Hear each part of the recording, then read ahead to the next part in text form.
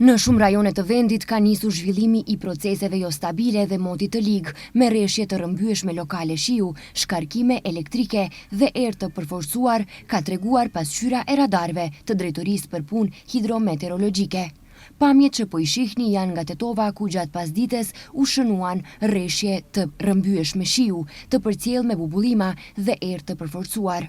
Rreshjet e shiut ishin të mirëseardhura për shkak të vapës përvëluese që ka ploj rajonin e Tetovës, ku termometri u ngjit deri në 38 gradë Celsius. Sipas të dhënave të meteorologëve, jo stabilitet më i theksuar pritet në viset malore, ku formohen sisteme të rreve që sjellin rreshje të shkurtëra, por mjaft intenzive.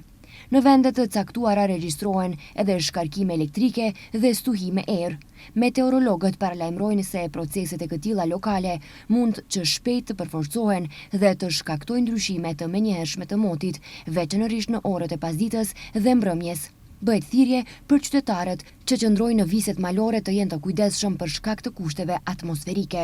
Për shkak të proceseve intenzive të motit të ligë, në shumë vende, gjithë territori i Maqedonisë së Veriut është vënë në alarmin paralajmërues të verdh, kurse meteorologët këtë e quajnë si proces pas anticiklonit subtropikal, që sjell me vete ciklonin me mot të ligë dhe rënje të ndjeshme të temperaturave.